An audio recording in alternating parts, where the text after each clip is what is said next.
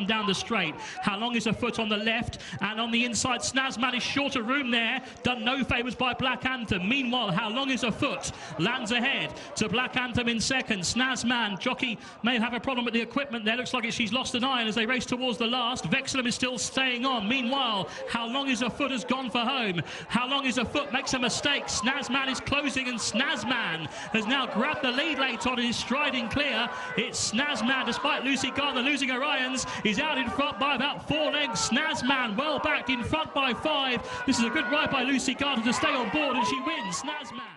To the final fence then, James Bowen on Razdamare coming into it. Razdamare gets over it. Alfie Spinner in second. The veterans leading the way home here, and it is still Razdamare that has the advantage as a length and a half up on Alfie Spinner. They're clear of final nudge, and it is Razdamare coming home. A dual Cork National winner wins the Coral Welsh National for Gavin Cromwell and James Bowen.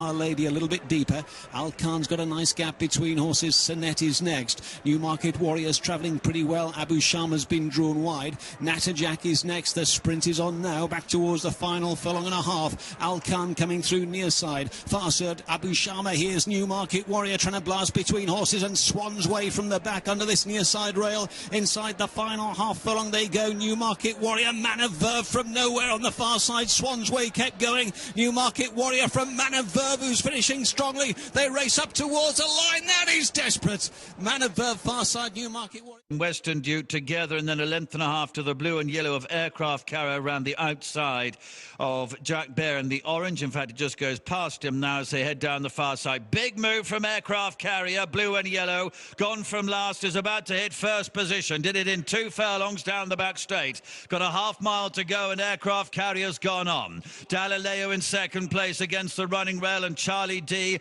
between that pair. But Aircraft Carrier has moved comfortably into a 3-length lead coming to the home turn. Charlie D has rode along in second place. Master's Apprentice has joined this as they come to the home straight. Western Duke is making headway, about to take second position as Aircraft Carrier set sail down the home straight with a commanding advantage. Western Duke in second position. The white face of Paddy A running on behind this, and then comes Master's Apprentice. But Aircraft Carrier, decisive move midway down the back straight. It's going to win by any number of lengths. Western Duke in second position.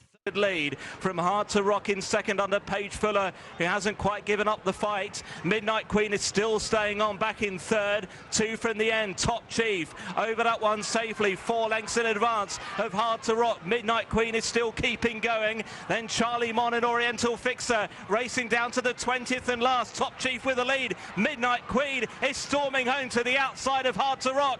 Over the last, Top Chief landed with the lead, but here goes Midnight Queen coming home strongly and really strongly to the outside to now grab the lead from Top Chief and Hard to Rock. Midnight Queen going to get there. Midnight Queen in front near the line under Richard Patrick. Inside halfway, it is Raising Hell in front here by a length to Banzi. Then Penny Pot Lane. Wazin is now pushed forward and comes there nicely with towards the near side. Hee-Haw on the far left. Fellow is beginning to improve as well as they gallop on down towards the final furlong. Raising Hell. Wazin is on the attack.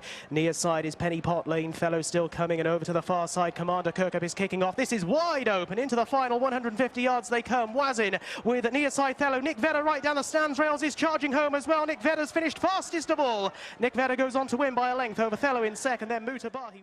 Now, Paul Victoire is winning the battle that he's currently got going on with Poppy Bridgewater to basically leave. He's doing a little bit of leg yielding across, snaking around. He's actually going and moonwalking now. Jockeys can, you said. Poor Poppy. Oh, look at him. He says, I'll go now. 2.5 furlongs done. You just imagine when he gets there, loads up into the stalls, he'll be ready to run back home anyway. Still Lucky Beggar, but now Paul Victoire is getting his act together on the outside, and here he comes, Paul Victoire, to put his head in front inside the final furlong, and he's stretching away. Paul Victoire will make it 8 course wins at Brighton for Tony Carroll and Poppy Bridgewater. Paul Victoire. Approach is back last but one, and grey hair is at the tail. So beginning the sweep back towards home. Up ahead, Albans Dream kicking on for home now inside the 2. And has skipped 3 or 4 lengths clear in the hands of Dara Keane and lines up for the judge, pursued by Storm Athena against the rail. And then Sister of the Sign and Badiah Fort. But Albans Dream is still running on in front, down now towards the last half furlong. Sister of the Sign, Badiah Fort. Rich Approach is flying down the outside. Leaders getting weary. Rich Approach is still thundering home and he's going to come over the top. Rich Approach gets up to beat...